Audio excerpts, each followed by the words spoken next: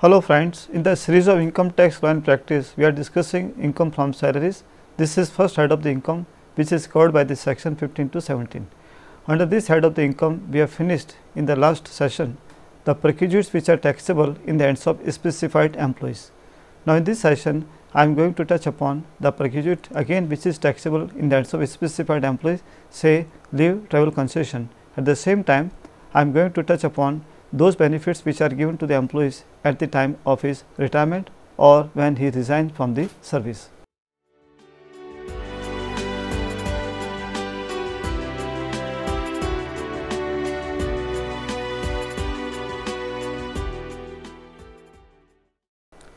Now, perquisite in respect of leave travel concession in India.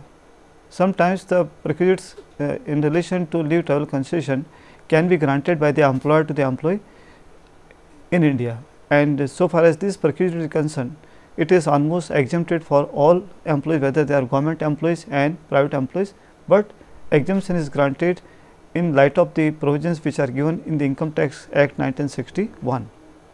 Now, so far as leave travel concession given by the employer to an employee along with family members for going anywhere in India is exempt from tax subject to provisions of Income Tax Act.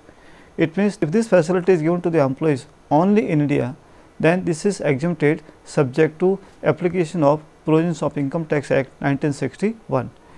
Now, exemption is granted in the light of whether the journey has conducted by the employee by air, by rail or any other means of transport.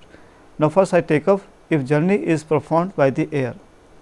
Now, in this case the exemption is given to the extent of minimum of 2 amount of economy class, airfare of shortest route or amount actually spent whichever is less. Now, in order to provide the exemption, we have to compare the two amounts, the amount of economy class airfare of the shortest route and amount which is actually spent by the employee, whichever is less is exempted from tax. Sometimes the journey can be performed by the rail. Then how the exemption is calculated? This is equivalent to the minimum of the two, amount of air conditioned first class fare by the shortest route or amount is spent whichever is less. It means the whichever is the minimum is allowed as a amount of exemption in order to calculate taxable income under the head income from salaries. Now, sometimes the journey can be performed by other means of transport. Now, in this case we have to see further rail connection is available or rail connection is not available. If rail connection is available, then how the amount of exemption is calculated? In this case, amount of air conditioned first class fare by the shortest route or amount is spent whichever is less. Now, in this case, of course, the journey has taken place by other means of transport, but in order to calculate the amount of exemption, we have to compare the amount of air conditioned first class fare by the shortest route with amount is spent whichever is less. Now, sometimes the journey has taken place by other means of transport, but the rail connection is not available. In this case, the exemption is calculated in the light of again two amount of first class or deluxe fare by the shortest route or amount is spent whichever is less. But this exemption is calculated only when in that particular route there is existence of recognized public transport. But where recognized public transport does not exist, then how the exemption of amount is calculated? Again we have to compare the two amounts, amount of air conditioned first class fare by the shortest route or the amount actually spent whichever is less. Now, so far as exemption is concerned, exemption is only for two journey in the block of 4 calendar years. It means if an employee has enjoyed 4 journeys in the block of 4 years, but exemption will be granted only for 2 journeys and remaining 2 journeys will be taxable. But sometimes an employee may enjoy only 1 journey in the block of 4 years, then he has privilege to carry over the one journey to the next block of the 4 years. In the next block of 4 years, he is required to enjoy the first carried over journey in the first calendar year in the block of 4 years. After that, he can enjoy remaining 2 exemption in the same block of the 4 years. It means in next block of 4 years, he can enjoy in total the 3 exemption in respect of the journey. But so far as exemption is concerned, exemption is not available for all family members, for all children. It is restricted to 2 children of an individual born on or after 1st October 1998. It means children who are born before 1st October 1998 will not be taken into consideration for this purpose. However, restriction is not applicable in respect of children born before October 1st, 1998, and also in respect of multiple birth after one child. Sometimes what happens, multiple birth has taken place after one child. It means an employee is able to get exemption in respect of 3 children. But in case multiple birth has taken place once, after that the exemption will be given only for 2 children, and in this case the exemption will not be given for 3 children. Now, so far as the meaning of family for this purpose is concerned, the family for this purpose includes a spouse, children of an employee, parents, brothers, sisters, wholly dependent upon the employee.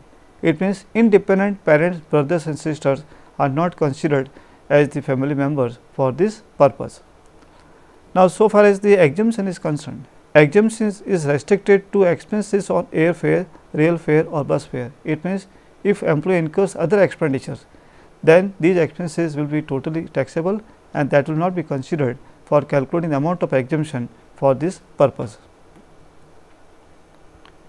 Now, we have discussed so far the provisions in relation to leave travel concession, and with this we have finished those perquisites which are taxable in the hands of specified employees.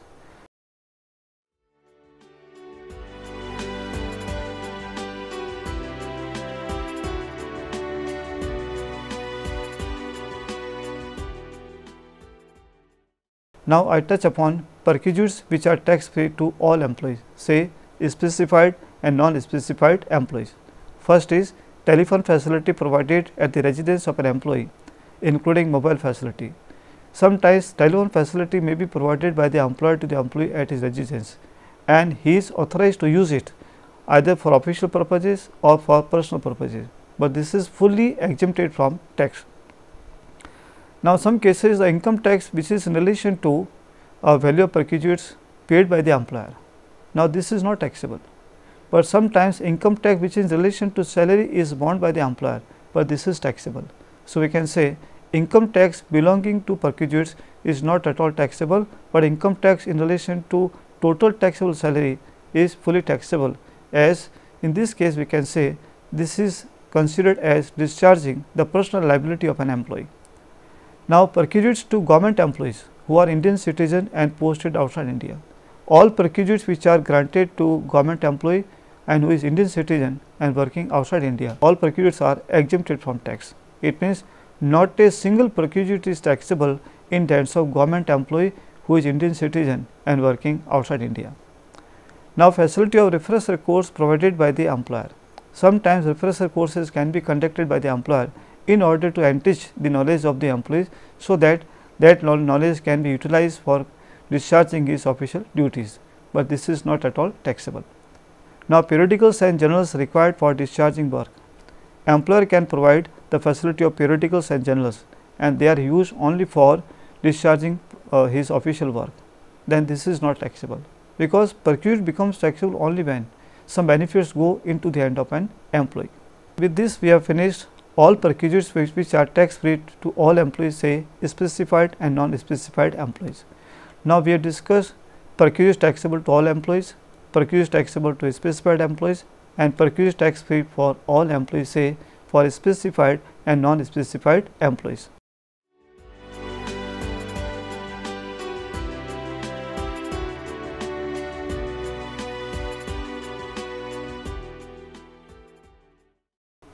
Now, I start retirement benefits which are given to employee by the employer at the time of his retirement, or if he resigns from the service after completing the requisite period of service. Now, first of all is encashment of earned leave or leave salary. Now, employee is given variety of leave during his service period. He is given casual leave, but it is not subject to accumulation. Therefore, there is no question of encashment. He can be provided medical leave. Of course, it is subject to accumulation, but this is not encashed. But sometimes an employee is provided privilege leave. it is subject to accumulation as well as it can be encased by the employee. But encashment is possible only when there must be some leave credited to his account. Now, whenever he gets encashment of the leave, since this is coming in from employer to the employee, whether this is taxable or not, we have to see the provisions in relation to encashment of earned leave. If leave salary is received while in service is taxable to all employees. It means whenever an employee receives leave salary while in service during his service period, it is taxable to all employees. Say it is taxable to government employees and private employees. But leave encashment received at the time of retirement or leaving job. Now, whenever an employee receives leave encashment when he retires from the service, when he resigns from the service, then whether it is taxable or not, it depends on the types of the employees, whether he is a government employee or whether he is a private employee. If encashment is given to the government employees, government employee here includes only employees of central government and state government. Now, this is fully exempted from tax. The encashment of leave received by the government employee at the time of retirement is not the part of taxable salary. Therefore, the question of taxability does not arise. But in case of non-government employees and they are getting encashment of leave at the time of retirement. Now, in this case, non-government employee also includes employees of local authority, public sector undertakings. Now, in this case, the exemption is given to some extent, and exemption is given to the extent of minimum of 4 amounts. First is 10 months salary, 10 into average monthly salary. How 10 months salary is calculated? We just have the 10 months salary from the month in which he retires. It means if any employee retires in the month of December, we have to take the salary of 10 months starting from March to December. And second is salary of leave not consumed during the service period, taking 30 days for every completed year of service. Now, since some leaves remains accumulated in this account and they are subject to encashment, but encashment will be taking place on the basis of 30 days for every completed year of service. Now, in this case, so far as the amount of B is concerned, this is calculated exclusively on the basis of 30 days for every completed year of service. Sometimes employee can be given more than 30 days leave in the previous year, but while we calculating leave not consumed during the service period, we only consider 30 days. It means if he is given 40 days as a leave, but we consider only 30 days for this purpose. And third, amount actually received, and fourth is the 3 lakh. This is the maximum limit and which is applicable from 1st April 1998. Now, in this respect, these important notes are very important. First is average monthly salary is calculated by dividing salary of 10 months just prior to retirement by 10 months. It means in order to calculate average salary of 10 months, we have to have the total of salary 10 months from the date of retirement to before the 10 months, and that is divided by the 10 months. In this way, we calculate average monthly salary, and that is calculated for the B point. And second is completed year of service is considered and fraction of year is ignored. If any employee who has completed the service of 30 years and 7 months, then we just take out only 30 years. It means fraction of months irrespective of its number, say 6 months, 7 months, 8, 9 months will not be taken into consideration. And third is earned leave entitlement cannot exceed 30 days. As I told you just now that encashment will be on the basis of 30 days. However, leave is credited at the rate of less than 30 days, then actual leave shall be considered. Sometimes employee can be given leave less than 30 days, then 30 days will not be taken into account for this purpose. We just take out actual leave which is granted to the employee. Now, salary for this purpose consists of basic salary, DNS allowance if employment conditions so provide, and commission based on turnover. And fifth is encashment of earned leave paid to the successor of an employee after his death is not at all taxable. It means encashment given to the successor of an employee after his death, it is not taxable in the hands of successor, it is fully exempted from tax. That is for the very simple reason that successor and employer does not have the relationship of employee and employer, and income does not belong to the successor. Now, earned leave encashment for 2 or more employers.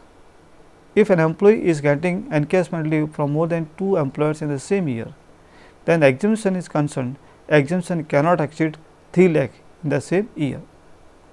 Now, since the amount is going to affect the tax liability of an employee in the year in which he gets encashment, the tax liability may be relatively higher, so that employee can apply for tax relief under section 89.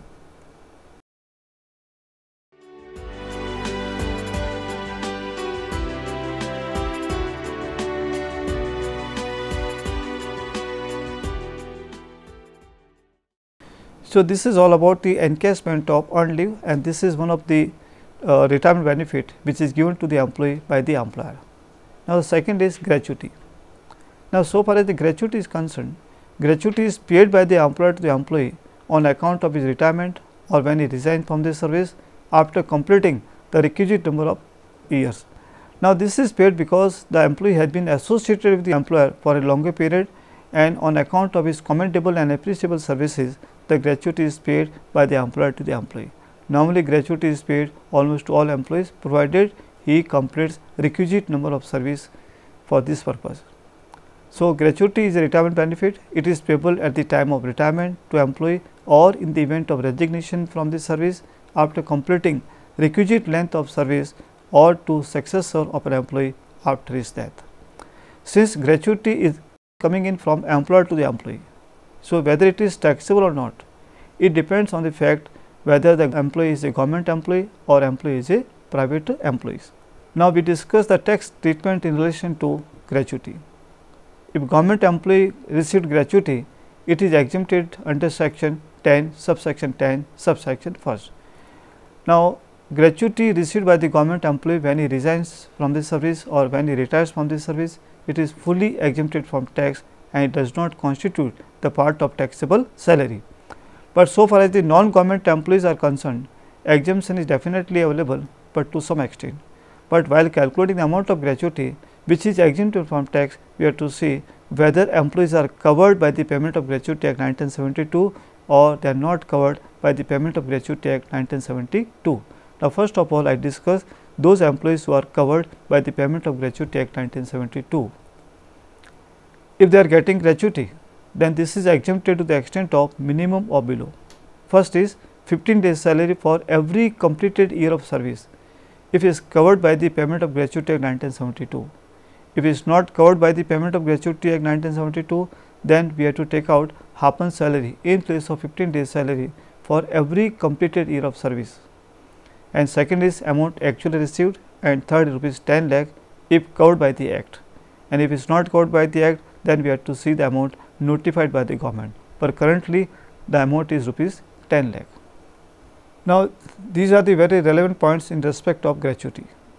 If he is covered by the Payment of Gratuity 1972, then these points are required to be kept in mind while calculating the amount of gratuity which is exempted from tax. First is how we can calculate salary of 15 days. The calculation of 15 days salary is calculated in this manner: 15 upon 26 into salary last drawn. This applies only in respect of employee who is getting monthly salary.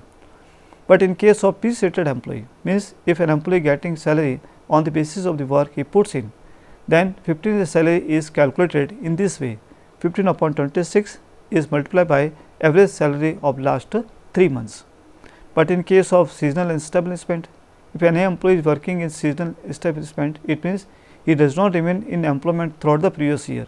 He remains in employment for some time, he remains out of employment for some time. In this case, in place of salary of 15 days, we calculate salary for 7 days, and this is calculated in this way: 7 upon 26 is multiplied by salary last drawn. Now, for this purpose, salary includes basic salary, DNS allowance in all cases. All cases means when DA is sanctioned as per employment condition or DA is not sanctioned as per employment conditions. Now, these points are very much important for those employees who are covered by the Payment of Gratuity Act 1972.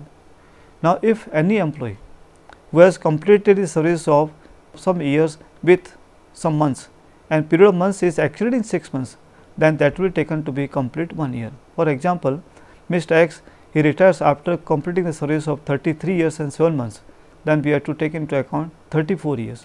and if it retires after completing 33 years and 6 months and less, then we have to ignore the fraction and we consider only 33 years. Now, if employee is not covered by the Payment of Gratuity Act 1972, then these points are very much relevant in relation to that. First of all, service of months exceeding 6 months and less than 6 months, it is overlooked. Now, for those employees who are covered by the Payment of Gratuity Act 1972, we definitely consider the fraction of months if it is exceeding 6 months. But if an employee is not covered by the Payment of Gratuity Act 1972, the fraction of months, whether it is more than 6 months, less than 6 months, will be totally left out, will not be taken into consideration. For example, if Mr. X completed service of 34 years and 7 months, we just consider 34 years. That is not so in case of those employees who are covered by the Payment of Gratuity Act 1972. Now, secondly, what is the meaning of salary for this purpose? Salary for those employees who are covered by the Payment of Gratuity Act 1972, we have the total of basic salary and DA in all the cases. But in this case, salary is equal to the aggregate of 3 amounts: basic salary, DNS allowance as per employment condition, plus commission on sales. Now, these notes are very important in relation to gratuity received by the non-government employee. Gratuity received from more than one employer on account of retirement or in the event of resignation is exempt from tax to the extent of 10 lakh. Sometimes an employee may be getting gratuity from more than one employer, either on account of retirement or when he resigns from the service. But so far as the exemption is concerned, exemption cannot exceed rupees 10 lakh. Gratuity from the insurance company, this is fully taxable, and this is taxable under the head income from other sources. Now, gratuity received and exemption have been enjoyed in any earlier year will be reduced from rupees 10 lakh.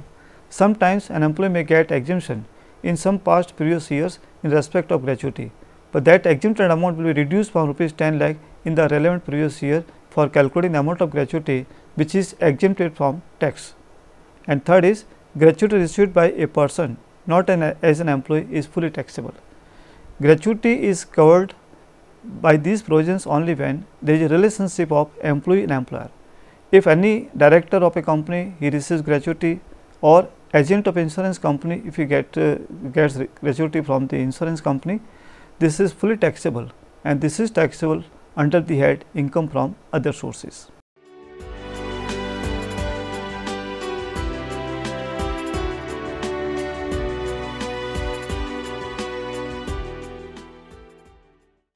Dear friends, in this session we have covered the provisions which are related to leave travel concession.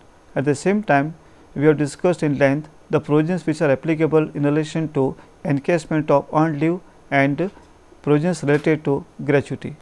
Since the provisions related to gratuity are very complicated, therefore, it is very essential that it should be discussed with the help of some problems that I will be taking up in the next session. Thank you.